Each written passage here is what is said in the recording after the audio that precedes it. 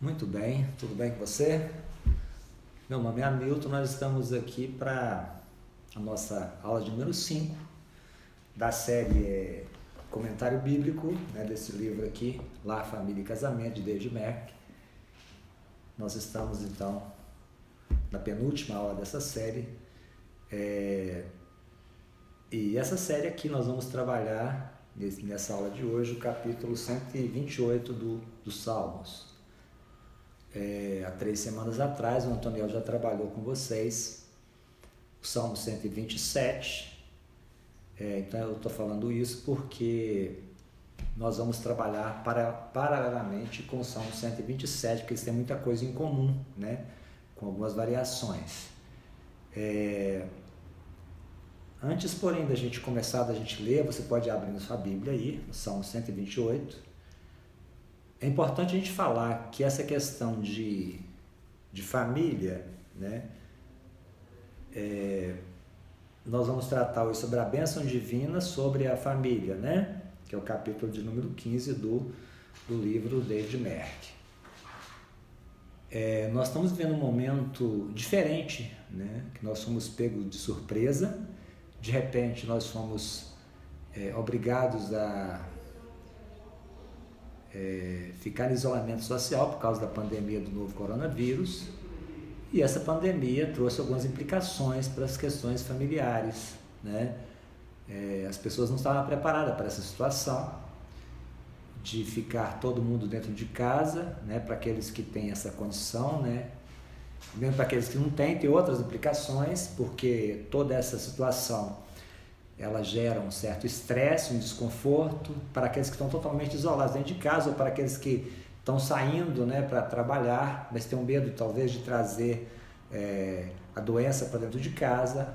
Então ela dá uma certa situação de estresse, de ansiedade, de medo, porque as questões econômicas são afetadas, algumas questões são afetadas, e desemprego, dentre outras coisas, tudo isso afeta nas relações familiares. O Brasil ainda está bem, bem nova a situação ainda, nós temos em torno de 2 meses que foi decretada o isolamento social, nós não temos ainda resultados, mas países como a China, onde foi o começo do coronavírus, houve um grande aumento do divórcio, nesse período quando comparado aos demais períodos, os cartórios tiveram até dificuldade com a quantidade de demanda para divórcio, porque nós somamos uma outra coisa, a questão de estar juntos em casa para os casamentos que são bem ajustados, para a gente que tem prazer em ficar em casa, que a família é um prazer, os relacionamentos, marido e mulher estão bem resolvidos, é uma bênção. Mas para aqueles que têm alguns problemas a coisa complica, Tem gente que às vezes sair de casa é um alívio, E para outros voltar para casa que é um alívio, Essa situação toda criou uma complicante a mais, e os problemas daqueles que não são crentes são os mesmos daqueles que são crentes, com a diferença que a gente tem uma confiança estabelecida em Deus, princípios bíblicos, que facilita a situação para nós, de certa forma, porque a nossa fé que sustenta. Embora os números não diverjam muito, os números de divórcio da igreja quanto aqueles que não são da igreja, digamos, evangélica, o número de divórcio é semelhante à violência doméstica, que também aumentou nesse período. No Brasil já tem esses números registrados, que são mais rápidos para serem coletados. Já temos um aumento de 40% nas questões de violência doméstica. Isso é um caso grave. E as estatísticas mostram que do total de casos de violência doméstica, 40% dos casos de mulheres que procuram medidas protetivas relacionadas à violência doméstica, 40% são evangélicas. É uma situação bastante grave e bastante séria. Então, nós não podemos pensar que, porque nós somos cristãos, nós tenhamos diferenças. Às vezes a gente pensa que a gente é melhor do que os demais. Não somos. As estatísticas mostram que nós estamos na mesma situação, porque nós fazemos parte dessa conjuntura, O que afeta lá fora, afeta aqui também. É claro que nós temos diferenciais, mas os números acabam sendo os mesmos, né? Então, nós estamos num momento, além das complicações normais, né, nós estamos num momento difícil e estudar o Salmo 128 nesse momento é muito importante, porque nós vamos estudar sobre a bênção divina daqueles que estabelecem a vida de casal, a família debaixo dos pés do Senhor, né? Nós vamos ler o Salmo.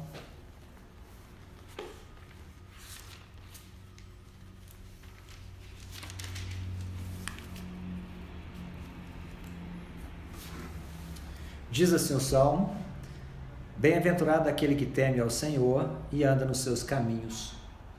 Do trabalho de tuas mãos comerás, feliz serás e tudo te irá bem. Tua esposa no interior de tua casa será como videira frutífera. Teus filhos, como rebentos da oliveira, à roda da tua mesa. Eis como será abençoado o homem que teme ao Senhor. O Senhor te abençoe desde Sião, para que vejas a prosperidade de Jerusalém durante os dias da tua vida. Vejas os filhos de teus filhos, paz sobre Israel. Então, o Salmo 128, a gente pode estabelecer um paralelo com o Salmo 127, que foi objeto de estudo há 3 semanas atrás, que o Antoniel ministrou na escola dominical.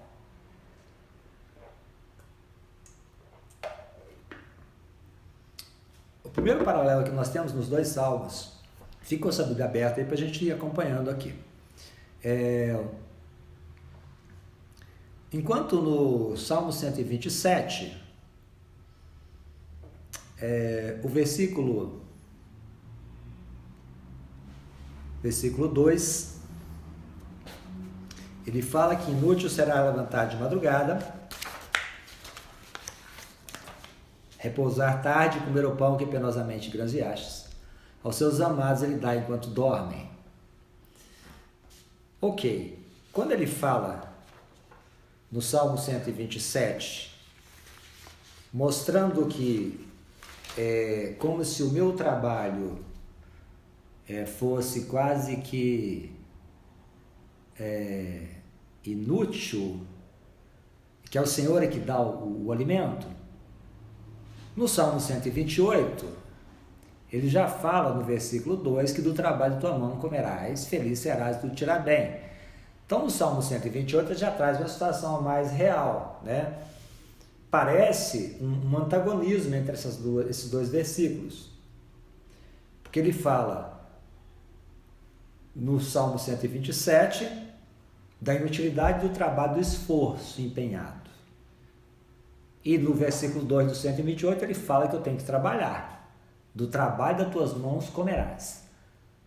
Então o que quer dizer isso? Parece que está antagônico, mas não é. Na verdade, quando ele fala no versículo 2 do 128 que do trabalho da tua mão vou comer, ele está dizendo que eu tenho que trabalhar, né? Quando o pecado entrou na geração humana através de Adão, uma das coisas que Deus falou para Adão, né? Que ele ia ter que trabalhar, e com suor ele ia conseguir o pão de cada dia, com dificuldades ele ia fazê-lo.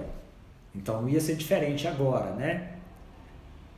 O versículo 2 do 127 está dizendo que não adianta nada se eu trabalhar por trabalhar, confiando no meu próprio braço, nas minhas próprias provisões, no meu alto salário, no meu emprego, no meu esforço, porque quem dá é o Senhor e quem faz a obra é o Senhor. Então o Salmo 127, no versículo 2, traz uma leveza, porque realmente é muito pesado, muito difícil. Acho que todo mundo já foi no supermercado com o dinheiro contado para fazer compra. Você pega as compras e vai somando quanto você pode comprar. Algumas vezes isso me ocorre, graças a Deus, poucas vezes, mas quando isso me acontece, eu começo a refletir e pensar nas pessoas que não têm nem aquela condição. Eu pelo menos posso fazer os cálculos de quanto eu posso gastar, e aqueles que não têm nem um centavo para ir ao mercado. Então é difícil, não é fácil prover o sustento da casa, não é fácil você sustentar a casa, mas quando a minha confiança está no Senhor, eu sei que não sou eu que vou fazer isso, não sou eu que vou prover a minha casa. Eu tenho que trabalhar, mas quem faz a obra, quem traz a provisão é o Senhor. Em situações em que às vezes eu fico em dificuldade, mas não deixa faltar, porque o Senhor diz que o justo não padece necessidade. Outro paralelo que nós temos do Salmo 127 com o 128 é que no versículo 2, na parte B, ele fala para eu descansar, né? Os seus amados ele dá enquanto dormem.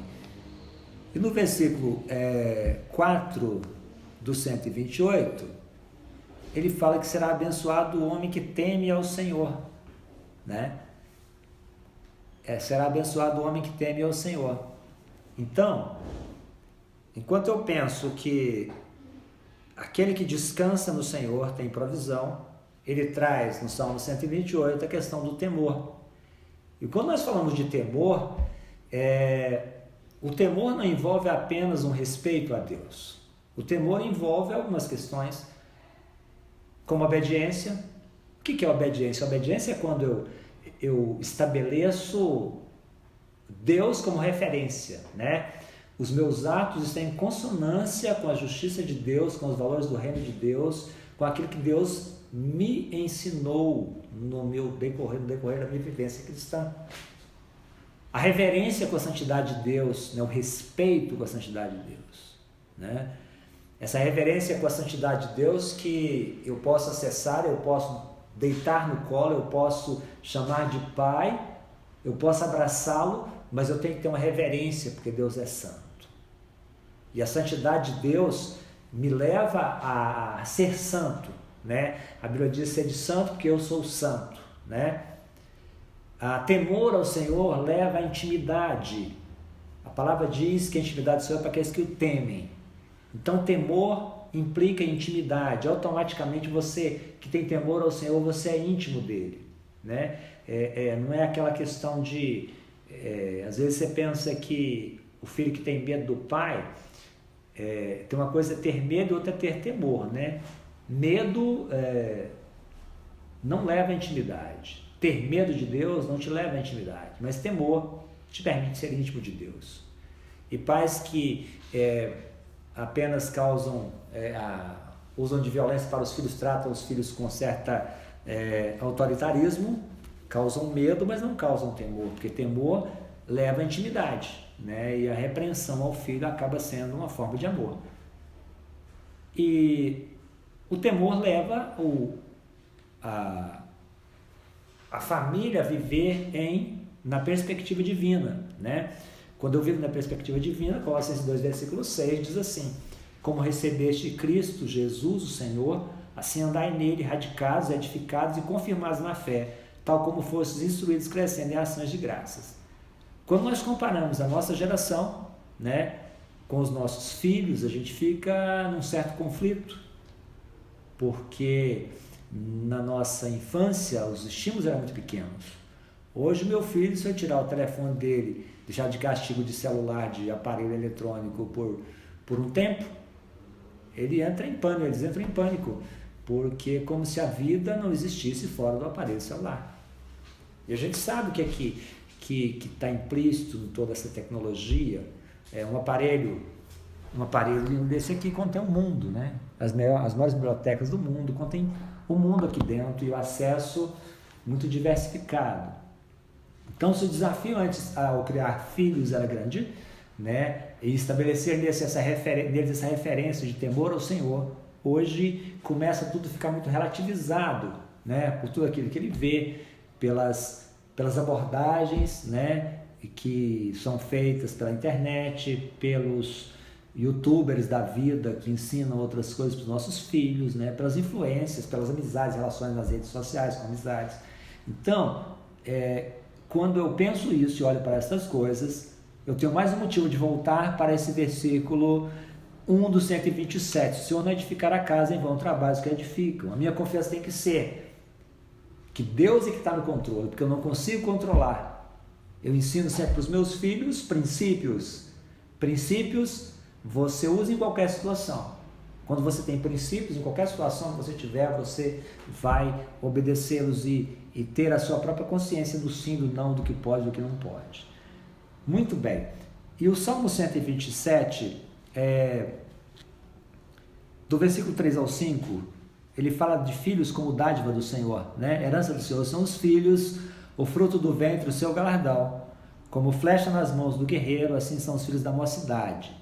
Feliz o homem que enche deles a sua aljava, não será envergonhado quando pleitear com os inimigos à porta. E o versículo 3, na parte B do 128, diz que será como videira frutífera, a esposa, né, de teus filhos como rebento da oliveira, a roda da mesa. Então, todos os dois versículos dos dois salmos estão falando dos filhos como dádiva de Deus, né? E o versículo 6 traz ainda a expressão filhos dos teus filhos. Filhos dos filhos são os netos, né? Então, a prova de que a sua família deu certo, segundo a Bíblia, e outras referências também vão falar disso, é se os netos deram certo, né? Aquilo que eu passo para os meus filhos como valor, como temor ao Senhor, só vão ser postos a provas na próxima geração. E a Bíblia promete abençoar a geração. Então, a bênção de Deus é para a geração.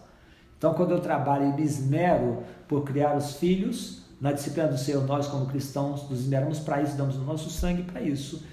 Nós estamos pensando não apenas neles, mas em geração. Quando nós nos casamos, nós pegamos uma pessoa de uma cultura, outra de outra cultura totalmente diferente, geralmente famílias, digamos assim,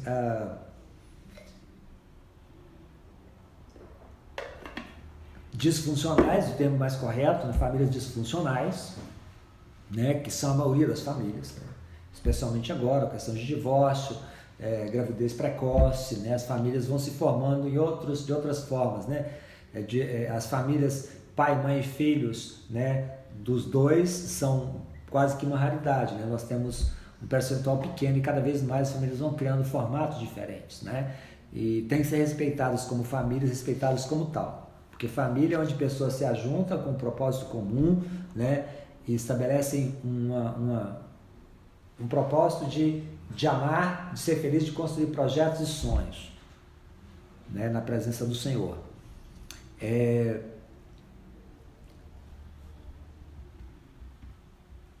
Então a bênção de Deus para a família é um legado e ela acompanha os pais que são tementes a Deus e passa para a geração futura. Sempre foi assim. Deus é um Deus de família e Deus é um Deus de gerações. Nós vamos destacar algumas questões que nos mostram que a bênção não é algo natural, né? Estar na igreja, ser crente não é garantia de bênção, né? A garantia da bênção tem alguns requisitos e algumas condições. Uma delas é o temor ao Senhor. Tem mais um versículo que tem em Provérbios 14, 26, que diz assim: no temor do Senhor tem o homem forte amparo, e isso é refúgio para os seus filhos. Aqueles que temem ao Senhor, que têm uma história com o Senhor, provam nos momentos mais difíceis, nos momentos mais turvos da vida, mais escuros, mais tristes da vida, ele prova um tratamento especial de Deus. Deus tem um caso especial com algumas pessoas, especialmente com aqueles que o temem. E a Bíblia mostra isso, né? Esse salmo aqui é um salmo de Salomão, né? Faz parte dos salmos do lar, nós chamamos de salmos do lar. Mas Davi, que foi um grande homem, que tem muitos salmos escritos por ele, o rei Davi, foi um homem chamado segundo o coração de Deus, né? Então isso é resultado de alguém que teme ao Senhor. Então temer ao Senhor é garantia de ter amparo e refúgio em momentos difíceis, né? Em tantas situações que eu me vi, e conseguir sobreviver a elas não é por mim, mas pela minha história que eu tenho com o Senhor, né? De temor ao Senhor, né? Que é um legado que meu pai deixou para mim, né? Meu pai, eu perdi ele eu tinha 18 anos de idade, mas me deixou esse legado de temor ao Senhor. Podia ter todos os defeitos, mas ele me ensinou, era um homem temente a Deus, né?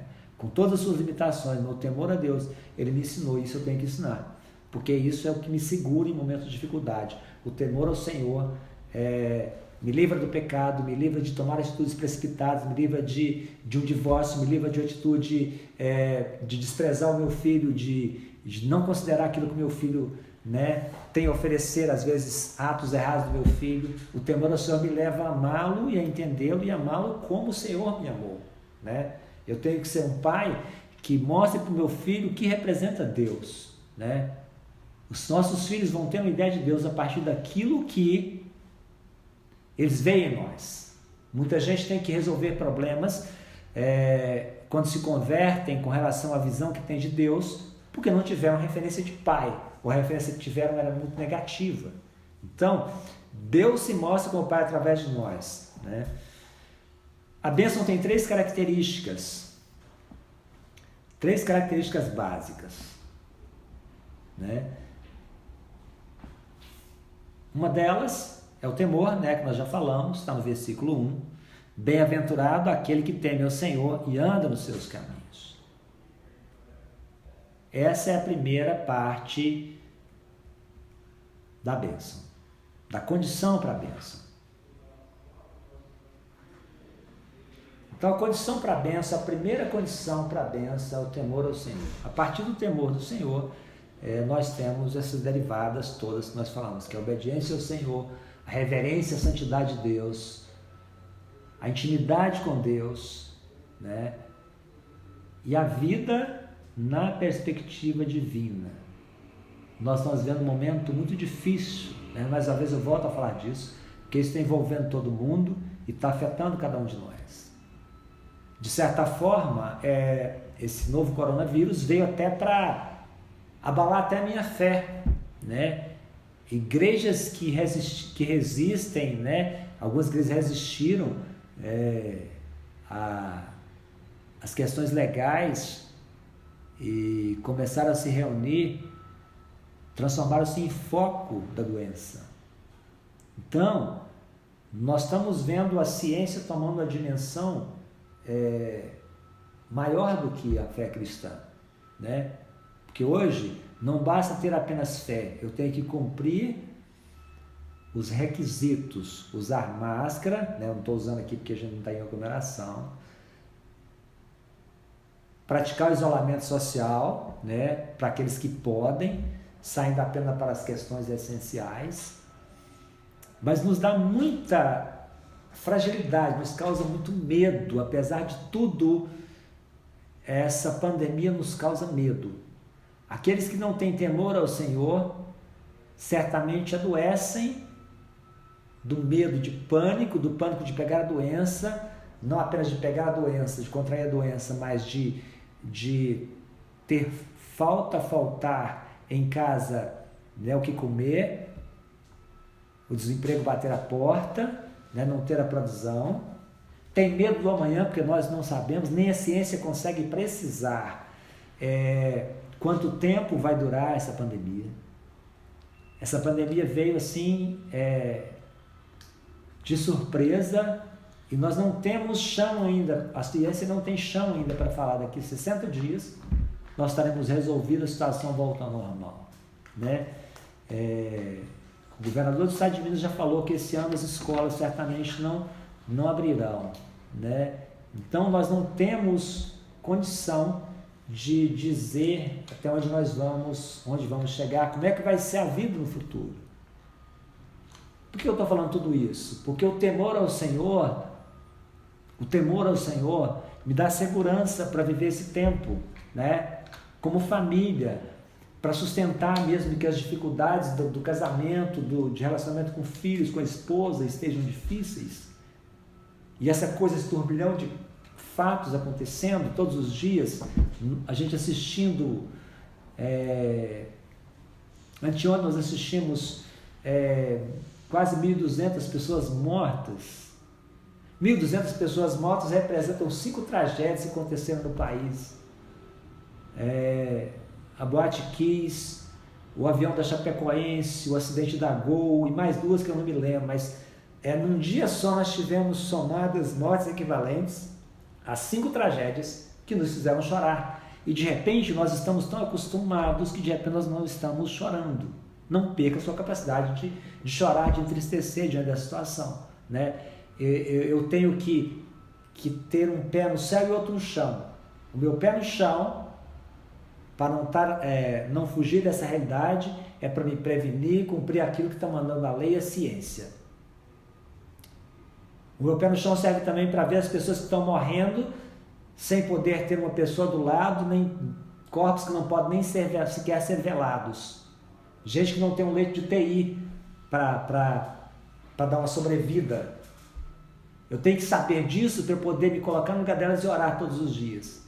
Esse tempo de pandemia nos deu mais tempo, graças a Deus, nós estamos tendo tempo em casa de fazer isso, né? De ter o nosso culto doméstico. Todos os dias a gente contempla o que aconteceu e ora, né? Por cada situação nova que vem acontecendo, pelos governadores, pelos cientistas, né? Pelos prefeitos, pelo presidente da República, para que ações inteligentes, Deus possa estar dando inteligência para eles para agir da melhor forma. E saber que Deus é um Deus compassivo, que está olhando por nós, está olhando essa situação, nos consola, né? Isso tudo faz parte do temor do Senhor. Acho que a música mais cantada nesse tempo é aquela que diz assim: porque Ele vive, posso crer na manhã. Porque Ele vive, temor não há. Eu canto ela sempre, quase todos os dias, porque ela nos dá segurança. O Jesus ressurreto me faz olhar para cima, e não apenas para a situação que nós estamos vivendo. Então isso é temor ao Senhor, isso é intimidade com o Senhor, é saber que Ele está aqui, está perto. Ele não é um Deus vingativo, né? E temor ao Senhor nos ajuda não apenas nessas situações, mas para receber a bênção e passar para a geração. Os meus filhos têm que sentir em mim um homem temente a Deus, sentir em mim e tem que ver em você um homem temente a Deus, uma mulher temente a Deus, para que os filhos possam ser homens tementes a Deus. E pode ter certeza, por mais que a gente pense que essa onda de tecnologia, de outras influências vão tomar o nosso lugar, isso não vai. Eles afetam, mas na verdade os nossos filhos vão ser aquilo que eles viram em nós, né? A nossa referência é que vai direcionar o futuro dos nossos filhos, né? A forma como eu agi dentro do meu casamento com a minha esposa, né, que eu agi com eles, vai determinar como eles serão como marido e como esposas no futuro. Então, o temor ao Senhor é a primeira característica da bênção, né?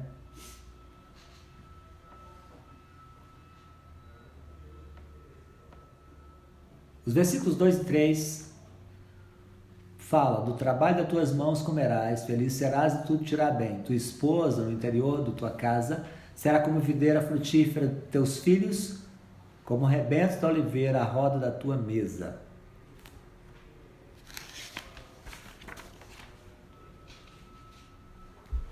Então,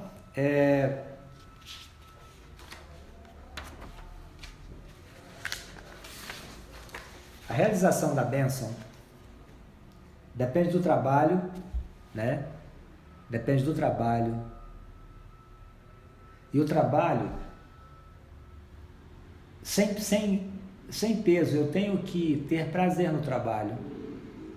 Até porque, com essa questão de crise e desemprego, o meu trabalho tem que me dar prazer, levantar da cama de manhã, ir trabalhar para aqueles que estão tendo que trabalhar atividades essenciais, que não tem como ficar no isolamento.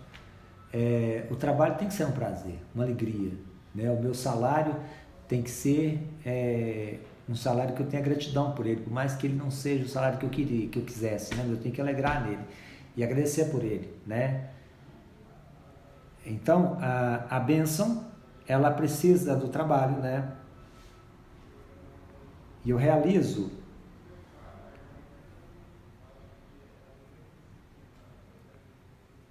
no trabalho e nele eu serei feliz. Feliz serás e tudo te irá bem. O meu trabalho, quando eu penso que ele é uma bênção de Deus e não um peso para mim, ele torna um prazer e quando eu penso que o meu trabalho é a forma de sustento dos meus filhos, da minha casa, né, que eu olho os meus filhos, então eu penso, puxa vida, valeu a pena, porque às vezes nessa correria que a gente vivia, né, eu acho que essa pandemia veio dar uma parada, né, na gente, nessa correria que a gente via antes, né, muitas vezes a gente parava e refletia. Será que tudo isso vale a pena? Será que tudo isso não é uma vaidade? Eu corro para chegar a lugar nenhum, como se estivesse correndo atrás do vento, né? Então, quando eu paro e penso que eu estou sustentando a minha casa, que eu estou abençoando a minha casa, que eu estou no meu trabalho também, não apenas usando ele para um sustento, para ganhar dinheiro, para receber um número no final do mês, mas que o meu trabalho é uma forma de eu servir a Deus, né? Ele se torna uma alegria. Então a bênção, ela está ligada à realização. Essa minha realização é uma bênção, né? Então a bênção de Deus está ligada à minha realização como trabalho, faz parte da bênção de Deus. E a forma como eu vejo o trabalho, como eu lido com o meu dinheiro, os meus filhos estão vendo tudo isso, né? Se eu reclamo que está sempre faltando dinheiro, né? Ou se eu vivo uma vida pensando em ganhar muito dinheiro e sufoco valores por causa dos bens materiais, fico preocupado com coisa que estraga, um radinho no carro, uma coisinha que estraga em casa, você cria um pânico, você está ensinando seus filhos valores que não vale a pena, né? O trabalho é para o sustento, o trabalho é para a provisão e para abençoar aqueles que são menos favorecidos. E esse tempo é um tempo de sermos solidários também, estar sempre abertos para ajudar pessoas. E ajudar pessoas, quando eu saio da minha casa, desse mundinho fechado, e parto para ajudar pessoas, ver pessoas que têm mais necessidades, isso traz um deleite para a nossa alma. E as famílias, quando eu fico muito fechado, preocupado com os meus problemas, eu não saio para fora para ver os problemas dos outros, eu acho que somente eu que tenho problema. Quando eu saio para fora, eu vejo que tem gente que não está tendo nem o que comer, né? Gente que vem de outra cidade, que não tem, vem com a roupa do corpo, né? Gente que não tinha outra alternativa, né? Então, o meu trabalho é para isso também, para abençoar pessoas, né? Para ajudar. E esse tempo de pandemia sempre tem dado muitas oportunidades. Só não ajuda quem não quer, só não é solidário quem não quer. Nós fizemos aqui, estamos fazendo na igreja, né? As atitudes solidárias, tem sido uma bênção para mim, foi uma maravilha participar, né? E vou participar de todos os eventos relacionados à próxima campanha do agasalho agora. O versículo, a parte B do versículo fala de felicidade, né? A bênção traz felicidade. Você vê a vida com bons olhos. Você vê não apenas como um peso, mas você sabe que está fazendo para o Senhor. Quando eu trabalho para os meus filhos, pensando em geração e pensando que o meu trabalho, o Senhor me deu para abençoar vidas, não apenas a minha casa, mas pessoas com as quais eu trabalho, né? Cada um tem a sua profissão, e na sua profissão ele é um pastor, ele é um instrumento do Senhor, um sacerdote, né? Então a felicidade faz parte da bênção, né? E a prosperidade, ir bem. Prosperidade não é ter aquele melhor carro, a melhor casa, não, né? Dentro dos seus limites, é que Deus quiser te dar, né? E o mais interessante é que quando você não coloca o coração nos bens materiais, Deus começa a te conceder as coisas, né? Quando o seu coração é um coração solidário, que divide, que trata bem seus funcionários, né? Que divide o que tem com outras pessoas, Deus começa a multiplicar para você, né? Você dá um, recebe dois, né? Você abre o coração para contribuir na causa de Deus, na igreja, com missionários, com missões, né? Então tem um tripé, trabalho, felicidade e prosperidade, né? Então trabalho, felicidade e prosperidade, versículo 2 fala disso. O versículo 3 fala da esposa frutífera, né? Tua esposa no interior da tua casa será como uma videira frutífera, teus filhos como rebentos de oliveira à roda da tua mesa, né? As esposas têm um papel fundamental, né, na casa. Nós estamos vendo um tempo diferente, talvez, dessa cultura da época aqui, em que as mulheres geralmente ficavam em casa, né, cuidando dos filhos. Hoje nem todas, poucas mulheres têm esse privilégio de poder dedicar ao cuidado da casa, as demandas são muito grandes e geralmente, a maioria dos casos hoje, as mulheres participam, né? Trabalha e participa no orçamento doméstico, né? Com o seu trabalho. Mas isso não tira esse mérito que a mulher tem de ser essa referência, né? Ser essa referência como esposa que cuida da casa, né? A esposa é aquela peça importantíssima, né? Porque a esposa é aquela que gera o filho, e o filho, sem uma mãe, ele não sobrevive, né? Porque começa que a vida está na amamentação, os cuidados, os primeiros cuidados, né? Então a mãe que cuida bem da casa é uma mulher virtuosa, né? Provérbios fala dessa mulher, nos versículos 10 a 31 do capítulo 31 de Provérbios, ele fala dessa mulher, né? Que mulher virtuosa quem achará, né? É um texto bastante conhecido. É interessante o papel das mulheres, apesar da Bíblia falar do homem como sacerdote do lar, a Bíblia traz essa referência e às vezes eu pensar, puxa vida, mas na minha casa parece que é a minha mulher que cuida mais dessas questões espirituais. Aí, um dia desse a gente estava na classe aqui, aí o irmão começou a partilhar disso, né? E olhando a vida real, eu observava sempre que as mulheres parecem que estavam à frente dessa questão. E o irmão começou a partilhar e eu vi, puxa vida, não estou sozinho nessa não. É a mulher que acaba fazendo isso com mais precisão, ela que puxa para o culto doméstico, ela que puxa para a leitura da Bíblia, ensinar as crianças, não devia ser, mas acaba sendo, né? É a mulher santa que converte o seu marido, né? Aquele que às vezes o marido não serve de Deus ainda, é a mulher ali naquele tempo de persistência, de oração, né? Então a mulher tem um mérito maravilhoso. Então a bênção tem a mulher como parte, né? Tem a mulher como peça fundamental. O homem é o sacerdote, é o esteio do lar. Contudo, a mulher tem o seu papel no dia a dia, é a mãe que está mais tempo com os filhos, é a mãe que tem aqueles cuidados, né?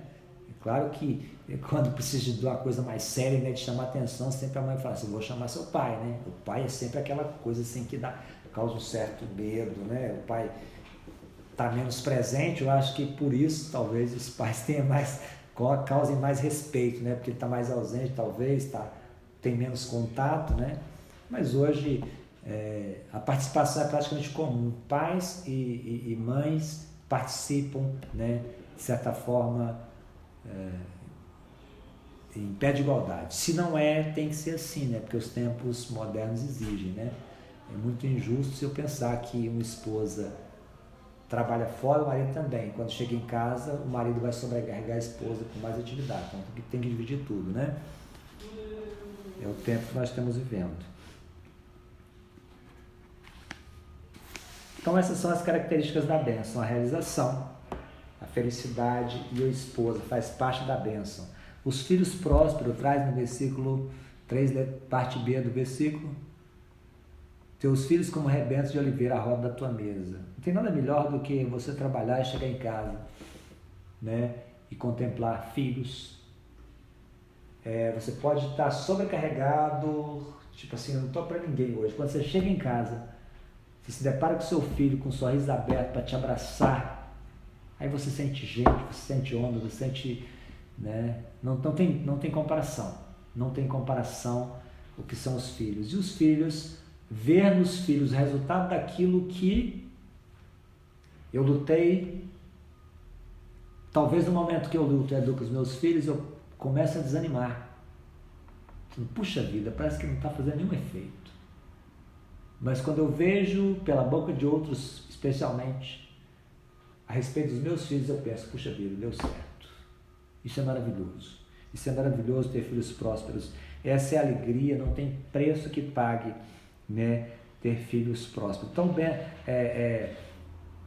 Então, a bênção tem trabalho, tem felicidade, tem prosperidade, tem uma esposa. Quando a gente fala de esposa, eu não estou falando só da esposa, né? O texto traz esposa, mas é um conjunto, né? Uma esposa Aqui não está relegando a esposa à função de casa, mas dando um lugar de destaque para ela. Que a bênção tem a participação da esposa, gerando filhos, perfeitos filhos, né, como rebentos da oliveira, a roda da mesa. Né? Então, características da bênção, clamor pela bênção, versículos 5 e 6, traz o clamor pela bênção. O Senhor te abençoe desde Sião, para que vejas a prosperidade de Jerusalém durante os dias de tua vida e vejas os filhos de teus filhos, paz sobre Israel.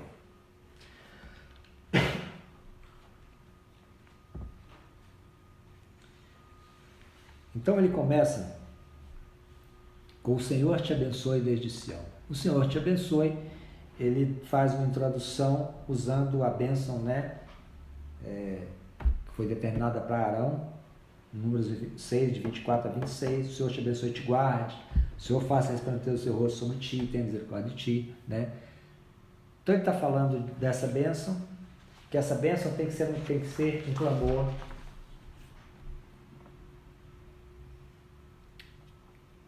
para que essa coisa permaneça. Eu tenho que ter momentos de oração. O marido tem que ter momentos, a esposa tem que ter momentos de oração pela família. Orar pela esposa, pelos filhos, depois que eles dormem. É uma experiência muito interessante, né? Dedicar tempo para orar pelos filhos quando eles estão dormindo. Os nossos filhos têm que ser sustentados o tempo todo nas nossas orações, né? A minha mãe, sempre que ela mora longe, né, às vezes fica sem notícia dos filhos, e ela sempre fala, todos os dias ora pelos filhos. Quando ela pensa nos filhos, preocupa, estão todos distantes, né? Ela não tem notícia às vezes. O consolo dela, não só o consolo, mas quando ela coloca os filhos no altar de Deus à noite, ela tem consolo, ela sabe que Deus está cuidando, né? Da mesma forma, nós como filhos fazemos isso. O resultado, né, graças a Deus, são filhos prósperos e abençoados. Então não é apenas trabalhar, não é apenas conquistar, fazer tudo certinho, né? A oração tem que ser constante, né? E a Bíblia diz que o marido santifica a esposa no Novo Testamento e traz essa experiência. Que o marido é como Cristo com relação à igreja. Cristo morreu pela igreja, essa igreja desobedece, essa igreja faz o Senhor se entristecer, mas ele está sempre de braços abertos. E a ideia de submissão às vezes não é bem entendida na Bíblia. Quando fala de submissão da esposa submissa, o homem acha que é para colocar a mulher debaixo do chinelo, né? Você, quem está me ouvindo, certamente não faz parte desse grupo, né? Uma ideia de submissão dá a ideia de que a mulher tem que ficar em obediência, o homem que manda, né? Isso, inclusive, é uma das causas da violência doméstica, né? Porque violência doméstica não é apenas física, ela é psicológica, né? Dia a dia, a pessoa sofrendo agressões, né, psicológicas, né? O homem, às vezes, ele ignora a parte que a Bíblia fala que o homem é como Cristo é para a igreja, aquele que sofre pela mulher e responsável pela sua santificação. Então eu tenho que clamar o tempo todo pelos meus filhos e pela minha esposa. O homem tem essa referência, né? Infelizmente, os tempos modernos, os homens têm perdido muito esse lugar, né? Essa onda de movimento feminista, que as mulheres começam a ter um certo lugar, e isso sempre exagera, sempre acaba exagerando, né? Ou pela submissão, ou pela... né? Muitos homens não estão assumindo o seu papel, né? Não estão assumindo o seu papel por causa dessa situação. Tem muitos lares em que a mulher que sustenta a casa, e ela acha que porque sustenta a casa tem que mandar, né? E a coisa não é bem assim. Toda vez que na família as coisas saem do seu eixo, os papéis são distorcidos, vamos ter problemas, né? Então, a oração para que Deus esteja cuidando tem que ser parte desse processo, né? Tem que ser parte desse processo. Então, só retomando aqui, então a bênção divina, segundo esses salmos, a bênção divina passa pelo temor. E tem uma condição, né? A condição da bênção passa pelo temor ao Senhor, principalmente. E essa bênção se realiza a partir do trabalho, que traz felicidade, prosperidade e resulta em filhos prósperos, ter uma esposa frutífera, né? É claro que nós estamos falando aqui de uma situação de pai, mãe e filhos. Isso não significa que nós estamos excluindo os outros modelos de família, né? Cada um sabe da sua formatação, segundo a história os levou a construir a família, né? Mas só isso não basta. O clamor pela bênção tem que ser o tempo todo, ela não é automática. Eu tenho o tempo todo que está cercando espiritualmente os meus filhos quando saem de casa, né, para que nada os aconteça, para que a ingerência do mal esteja influenciando as amizades, orar por aqueles que eles estão vendo, né, na internet, que eu não sei, né, e confiar que é o Senhor que cuida. A base para a bênção é o temor ao Senhor e a confiança de que é o Senhor que cuida, especialmente nesse tempo que nós estamos vivendo. Se nós precisamos da bênção de Deus, é esse tempo, né? Para as nossas casas, para os nossos relacionamentos, para os nossos filhos, para o nosso sustento, né? E o temor do Senhor é que nos sustenta. Saber que o Senhor Jesus Cristo está vivo, né? E que a bênção está garantida. E o mais interessante é que ele fecha o versículo 6, ele fecha falando assim, ó, o Senhor te abençoe desde Sião, para que vejas a prosperidade de Jerusalém durante o dia da tua vida, e veja os filhos de teus filhos, paz sobre Israel. No começo eu falei da questão do sucesso de ser avô, né? Ser avô usa uma expressão que é o filho com açúcar, né? Alguma coisa assim. Porque ser avô não precisa de educar, é só curtir, às vezes até deseducar, né? Os pais ensinam o avô, sempre até faz isso, mas o resultado da bênção vai ser confirmado mesmo na outra geração, porque Deus é Deus de geração. Então eu vou saber se eu fui bem sucedido como pai, como mãe, quando eu ver meus netos, pegar meus netos no colo. Provérbios 3, versículo 22, Provérbios 17, versículo 6 fala disso também. Só vou ler esses textos para a gente terminar. Quando fala de filhos, está falando de netos, né? Provérbios 13, 22 fala assim, ó: o homem de bem deixa herança aos filhos de seus filhos, mas a riqueza do pecador é depositada para o justo. Então, o homem de bem deixa herança para os filhos de teus filhos. Não estou falando de financeiro, não. Estou falando de herança mesmo, de valores, né? De princípios. 17, versículo 6 diz assim: coroa dos velhos são os filhos dos filhos, e a glória dos filhos são os pais. Então, o trono, o troféu dos velhos são os seus netos, né? Eu sei o quanto minha mãe se alegra com seus netos, né? Quando ela contempla a quantidade de netos, minha mãe já tem 14 netos, e ela alegra por cada um deles ao ver a inteligência, o desempenho na escola, a forma como eles agem, a doçura deles, o carinho deles para com ela, é um motivo de muito orgulho, né? É você contemplar que deu certo, né? Que deu certo, que vale a pena. E quando eu obedeço ao Senhor e vivo a partir da bênção divina para minha família, eu não estou apenas formando uma nova geração, deixando gente melhor para um mundo melhor, que viva a justiça e o reino de Deus, mas eu estou mostrando para o mundo que não acredita em família, que fala tão mal, que isso não dá certo, que fala tão mal de casamento, né? Eu estou mostrando que dá certo, que é possível dar certo, né? sem desprezar e deixar de amar e considerar aqueles que não deram certo também, né? Mas não deram certo, mas de outra forma constituir outro formato de família, né? Que não deixa de ter a bênção de Deus também. Que Deus nos abençoe. Eu queria orar antes da gente terminar, clamar que Deus fale o seu coração e abençoe a sua casa. Deus, em nome de Jesus, Pai, nós te louvamos pela tua palavra, que é alimento para as nossas almas, especialmente nesses dias tão difíceis que estamos vivendo. A tua palavra tem sido o nosso sustento todos os dias. E que assim como tem sido na minha casa, possa ser na casa de cada um que está assistindo agora essa aula, esse estudo. Que todos sejam abençoados, Deus, em nome de Jesus. Entra em cada casa, em cada lar. Entra no coração de cada marido que está aflito por aquilo que o Senhor sabe, o Senhor conhece.